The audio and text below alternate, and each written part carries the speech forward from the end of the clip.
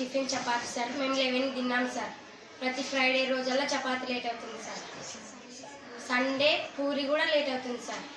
అందువల్ల మేము క్లాసులు 2 hours లాస్ అవుతున్నాం సార్. మధ్యాహ్నం భోజనం లేట్ అవుతుంది సార్. 2:30కి 3 దగ్గర అవుతుంది సార్ టైం. మాకు ఈ మధ్య రోజు అన్నం కూడా సరిగ్గా ఉండడం లేదు సార్. అన్నం తక్కువ రావడం లేదా సరిగ్గా వండకపోవడం అలా జరుగుతుంది సార్. టేస్ట్ కూడా సరిగ్గా ఉండదు సార్. మాకు అసలు అన్నమే కడుపు నిండడం లేదు sir.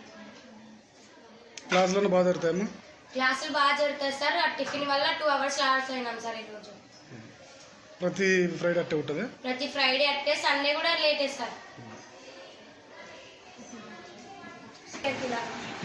I'm studying in 9th class.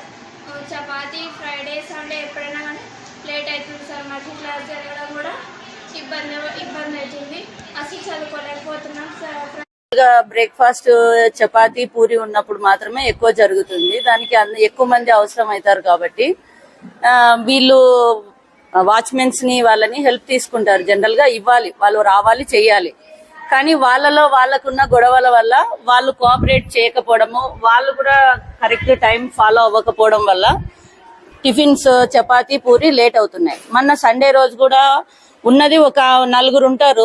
ఒక ఆమె సిక్ గా ఉండి ఆమె డ్రాప్ అయిపోతానని చెప్పేసి ఆమె ఇన్ఫార్మ్ చేసేసారు.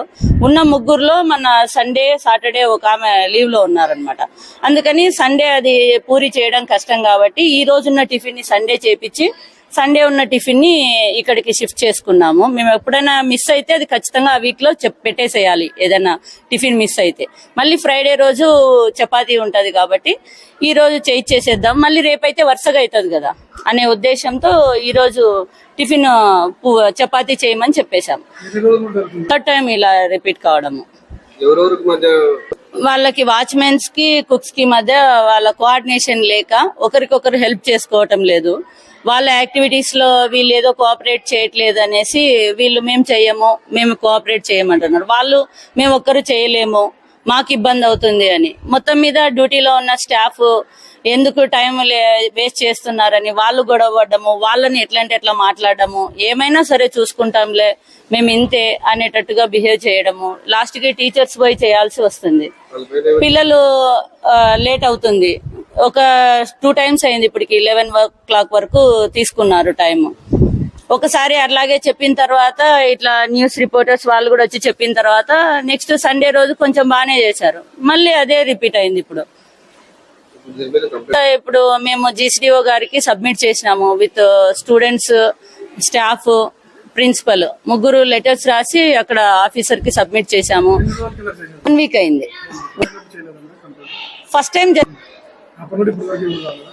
లేదు మేడం, ఇందాక కూడా ఫోన్ చేసిన మేడము, అక్కడ కొంచెం అడ్మిషన్స్ లో బిజీగా ఉన్నానమ్మా, ఒక 2 days లో మీ ప్రాబ్లం సాల్వ్ చేస్తాను, నేను వచ్చి ఇమీడియట్ గా వాళ్ళ మీద యాక్షన్ తీసుకుంటానని మేడం ప్రామిస్ చేశారు. అంటే పిల్లల్ని మేము దృష్టిలో పెట్టుకొని పిల్లలు సఫర్ అవుతున్నారని ఇంకా least we have weighted peak time. ఇంకా అప్పటికి కూడా పిల్లలు ఇక్కడ క్లాసులు జరుగుతుందే చదువు అనే దానికంటే ఫస్ట్ ముఖ్యం తిండి కదా. వాళ్ళు మధ్యాహ్నానికంతా మళ్ళీ ఫెయింట్ అయి పడిపోతారు. పొద్దున పాలు తాగి ఉంటారు, తర్వాత టిఫిన్ బ్రేక్ఫాస్ట్ టైంకి అవ్వకపోతే మళ్ళీ ఇబ్బంది అవుతుందని ఇంకా చూసి టీచర్స్ లాస్ట్ మూమెంట్ లో అయినా సరే వాళ్ళు ఖచ్చితంగా హెల్ప్ చేయాల్సి వస్తుంది. నైట్ డ్యూటీ ఉన్న వాళ్ళు 6 o'clock నుంచి అక్కడే ఉండి కూర్చొని మరీ చేపిస్తుంటారు. తక్కువ ఎందుకు పెడతారు? తక్కువేమి అట్లాంటిదేం మామూలుగా ఇవ్వాల్సిన క్వాంటిటీ అయితే ఇస్తాము. మరి అది అక్కడ ఎట్లా చెప్పినాము, వాళ్ళ పిల్లల దగ్గర చూస్తున్నాము, ఇన్ఫార్మ్ చేస్తున్నాము. ఈవెన్ పిల్లలు ఏ రోజైతే టేస్ట్ రిజిస్టర్ కూడా ఉంది, వాళ్ళు రాస్తారు కంప్లైంట్ ఏదైనా ఉంది అంటే, ఈ రోజు ఫుడ్ రైస్ బాగాలేదు, కూర ఉడకలేదు, సాంబార్ ఏది ఉంటే అది రాసి పెడతారు. ఇప్పుడు మేమైతే అధికారుల దృష్టికి తీసుకెళ్లగలం, కానీ నేనైతే ఎటువంటి యాక్షన్ ని డైరెక్ట్ తీసుకోవడానికి ఐ డోంట్ హ్యావ్ రైట్. కాబట్టి నేను నా హైయర్ అథారిటీకి ఇన్ఫార్మ్ అయితే చేశాము. వాళ్ళు డెఫినెట్ గా మేడం వచ్చి యాక్షన్ తీసుకుంటారని నాకు ప్రామిస్ చేశారు. So we are waiting for the 2 days.